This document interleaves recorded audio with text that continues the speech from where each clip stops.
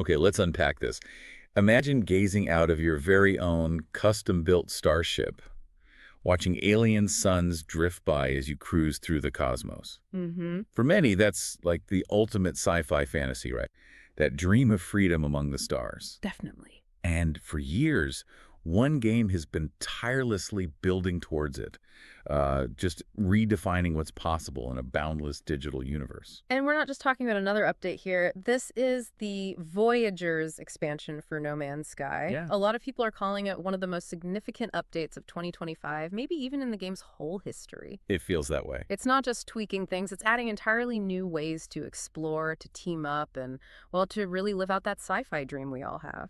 Absolutely, and what a journey it's been for No Man's Sky, right? Yeah. So to help us figure out this huge new expansion, we've looked at articles from the Times of India, Uh-huh. scoured Reddit threads, watched a bunch of YouTube reviews. Yeah, the usual deep dive sources. Exactly. Our mission here is basically to pull out the most important bits, the key insights, so you can get up to speed quickly Yeah. on what makes this Voyager's update such a game changer. Precisely. We want to get beyond just what's new and kind of dig into why it's landing so well with players and maybe what it signals for space games generally. Okay, so where do we start? It has to be the big one, right?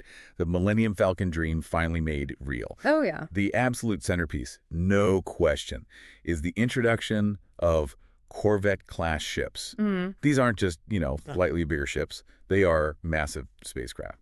Definitely the main attraction here. And I think what's really clever, maybe insightful, is how Hello Games gets that when you have these infinite universes, giving players shared personal spaces becomes really powerful. Right. So these Corvettes, they're a game changer because for the first time, really, you have proper multi-crew gameplay. An entire team.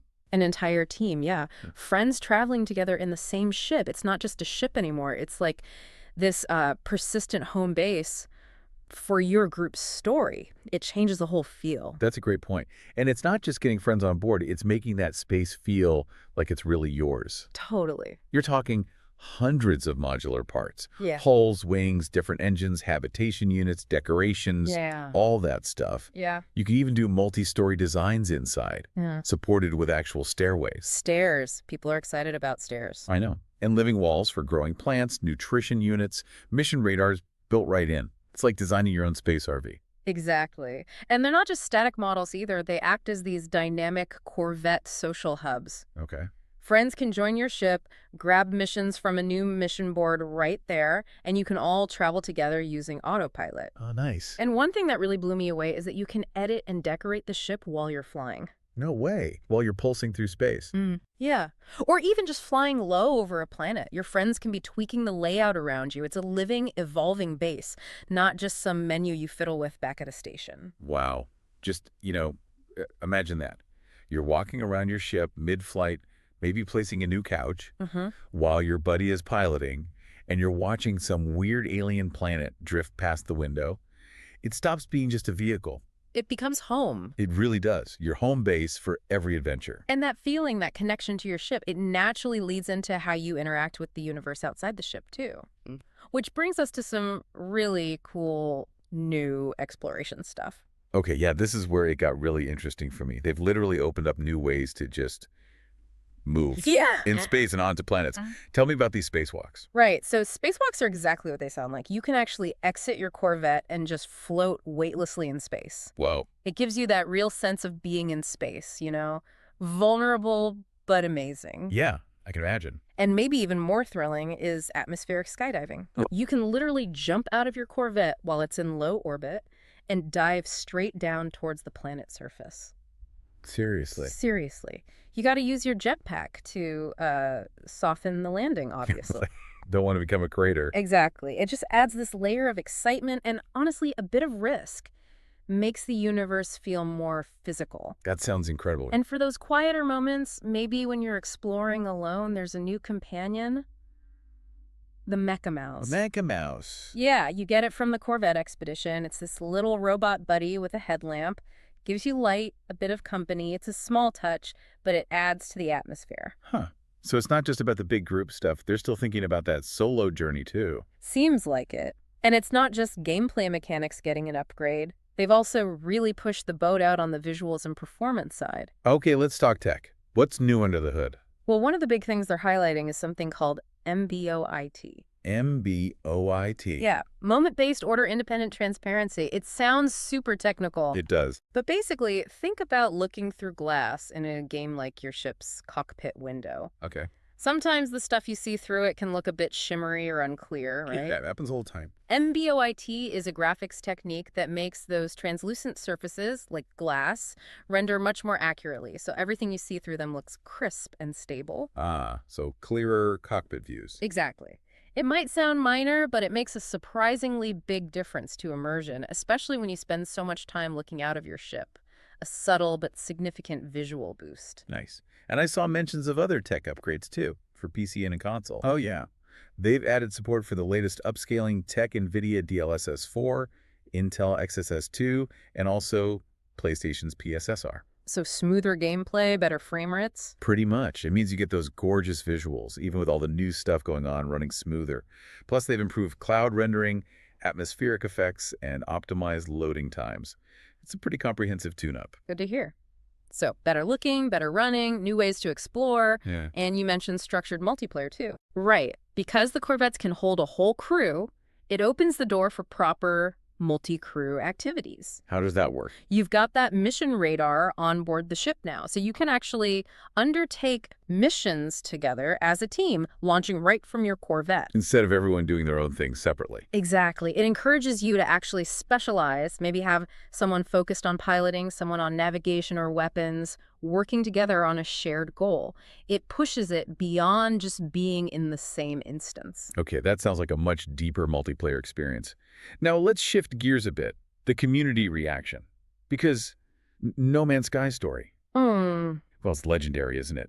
The whole redemption arc. It really is. And Voyagers seems to be another huge chapter in that story. The player numbers since it dropped are, well, they're huge. How huge. We're talking the highest spike the game has seen since its original launch back in 2016. Wow. Since launch. Yeah. Player counts got close to hitting the 100,000 mark concurrently. That's massive for a game this old. It's a massive testament, I think, to how public perception has totally shifted. People believe in the game now. We saw so many comments like on Reddit saying, "This update sucked me back in after years away." That redemption arc is well and truly solidified then.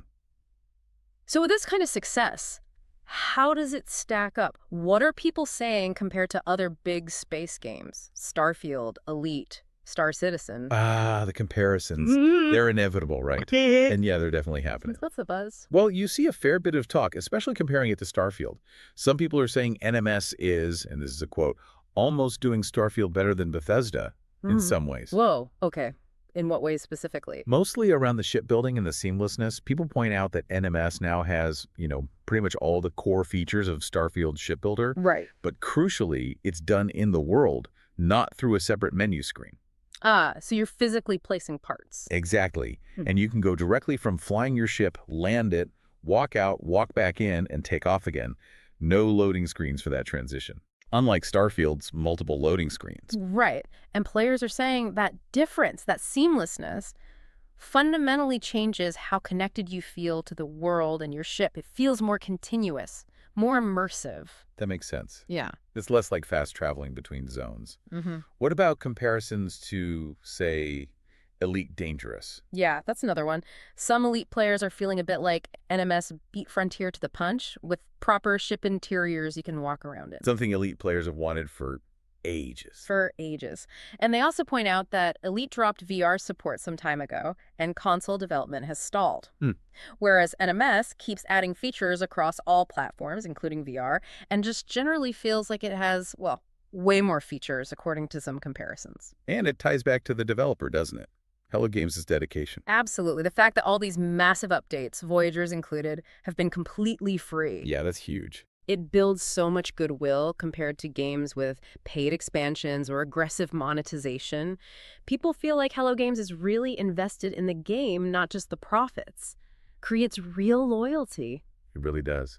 And you mentioned players feeling like their wishes were granted. Yeah, this update seems to have hit a nerve, fulfilling stuff people have wanted for years. Like that whole Millennium Falcon experience, you said. Yeah. Just having a cozy ship interior that feels like yours. Exactly. And being able to build your own custom ship from scratch, it's like the core sci-fi fantasy for so many people. And it's the little things too, right? Not just the big concepts. Totally. Like I mentioned, people were genuinely hyped about stairs, being able to build vertically inside your ship. It sounds small, but it tackles those little frustrations you get in other builders where you feel limited. It shows they're listening to the nitty-gritty feedback, too. Okay, so overwhelming positivity, but no launch is perfect. Right. Right? Even groundbreaking updates usually have a few wrinkles to iron out. Were there any issues with Voyagers? Oh yeah, there were definitely some launch day hiccups. Teething problems, you could call them. Like what? We saw reports of black screen issues, particularly on Xbox, though apparently disabling HDR was a quick workaround people found. Okay, good. There was a workaround. There were also bugs like players sinking into the floor sometimes, needing a hard quit. And apparently there was a pretty significant crash bug on PS5 that seemed linked to having really large frigate fleets summoned. Stressing the system, maybe. Potentially. The good news is Hello Games tends to patch these initial bugs really fast. They've already rolled out several hotfixes since Voyagers launched. Okay. What about that shipbuilding bug you mentioned earlier? Right, the one where parts stay red and you can't place them if you get stuck in free placement mode. Yeah. The workaround is a bit fiddly. You have to kind of go in and out of the build menu and toggle placement modes. But again, knowing Hello Games' track record. They'll squash it soon. Exactly. They're known for destroying and defeating bugs as soon as they rear their ugly little heads, as one source put it. So frustrating, yes, but likely temporary. Okay, good to know. Now, despite all the praise, there's still that recurring critique you sometimes hear about No Man's Sky, isn't there? The whole puddle versus ocean thing. Ah, yes. Wide as an ocean, shallow as a puddle. Explain that for people who haven't heard it. It's the idea that while the game keeps adding more things to do, more systems, broadening the experience. It's making the puddle wider. Right. But some players feel the core gameplay loop, the moment-to-moment stuff, doesn't get significantly deeper. They feel the main gameplay loop just isn't engaging enough long-term, or that the grind hits hard. And sometimes this ties into wishing for more, like, real civilizations, proper bustling city worlds rather than just scattered outposts.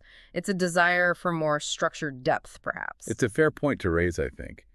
But how do you feel about it personally? Do recent updates like Voyagers address that? Yeah. Well, I can see where they're coming from, but I also feel like recent updates have added significant depth, just maybe not in the way everyone expects. How so? The sheer variety now is immense. Like you see on Reddit, people saying planets are insanely varied now. New planet types, weird new creatures, unique biomes. The discovery aspect feels deeper. So the depth comes from exploration and player choice. I think so. With all the systems building, farming, trading, squadrons, settlements, now these corvettes, there's enough content there to really let you choose your own path and specialize. The depth is maybe more emergent, less scripted. That makes sense. It's a sandbox, after all. Now, what about expeditions? Voyagers launched with Expedition 19, right? Yep, a 6-week community event. These are kind of like themed mini campaigns. This one focuses on getting you into the new Corvette systems. And they offer exclusive rewards, like that Mecha Mouse. Exactly. The Mecha Mouse Companion, a unique weapon called the Deadeye Cannon, other cosmetic stuff. Things you can only get during the expedition. Which leads to the inevitable FOMO criticism, right? Fear of missing out. Yeah, that's always a point of contention with limited time events in any game. Some players just don't have the time or inclination to grind through an expedition within the window. So is it just FOMO? Or is there value beyond the exclusive loot? I think there's definitely value. While the FOMO aspect is real, the expeditions are actually cleverly designed as, like, guided introductions to new features. A tutorial, almost. Kind of, yeah. Expedition 19 really accelerates your progress towards building and upgrading a Corvette. It walks you through the new mechanics, so it serves a purpose beyond just dangling exclusive rewards. It helps onboard players into the new content. It's a way to make sure people actually engage with the update's core systems. Okay, that's a good way to look at it. So looking ahead then, beyond Voyagers, what does this massive update signal for the future? Sean Murray teased that it opens up a whole new path. Yeah, he definitely hinted this is foundational for future updates. And what's really fascinating is the connection to Hello Games' other big project, Light No Fire. Ah, the fantasy game. How are they connected? Apparently, a lot of the underlying tech is being developed for both games simultaneously. Really? Yeah. Think about the procedural generation tech, the building systems. Sources suggest the Corvette building in NMS shares DNA with, say, Light No Fire's planned boat building. Ah, And interestingly, some of the improved water physics in No Man's Sky were apparently backported from Light No Fire development. so they're feeding into each other. Exactly. This cross-pollination is huge. It suggests that advancements in one game could directly benefit the other. It bodes really well for continued innovation in No Man's Sky Hmm. because they're essentially building tech for two massive, ambitious games at once. That's actually incredible. So the potential for future additions based on this shared tech, Mm. huge. Maybe more complex ship combat using these multi-crew corvettes. Could be. Or deeper NPC interactions, maybe tying into the settlement systems. Yeah. The foundations laid by Voyagers seem really robust. The possibilities feel kind of endless again, don't they? It certainly feels like No Man's Sky still has a long journey ahead. Okay, so just to kind of wrap up our deep dive here, the Voyagers update for No Man's Sky, it really delivered, didn't it? Big time. Oh, yeah. Custom multi-crew starships, finally fulfilling that player dream. New ways to explore like spacewalks and skydiving. Big visual performance upgrades under the hood. And the community response speaks volumes. That massive player spike, the positive comparisons, it just keeps building on that incredible redemption story. It feels like NMS is really hitting its stride, maybe even setting the pace in some areas of the genre now. Yeah. And even with, the usual launch glitches and that ongoing debate about gameplay depth. Which are valid points to discuss. Absolutely. But Hello Games' sheer dedication, keeping these huge updates free, just keeps building that loyalty. It's a powerful example of commitment to a vision. It really is. Which maybe leaves us with a final thought, If a game can transform itself so utterly, keep delivering on promises years later, and innovate constantly for almost a decade, all for free, what does that tell us about patience? About sticking to a vision? And maybe about what we even mean by a finished game in today's world? That's a great question to ponder. So whether you're thinking of jumping back in or trying it for the first time, we definitely encourage you to check out the universe of No Man's Sky and the Voyagers update. You might just find that home among the stars you've been looking for.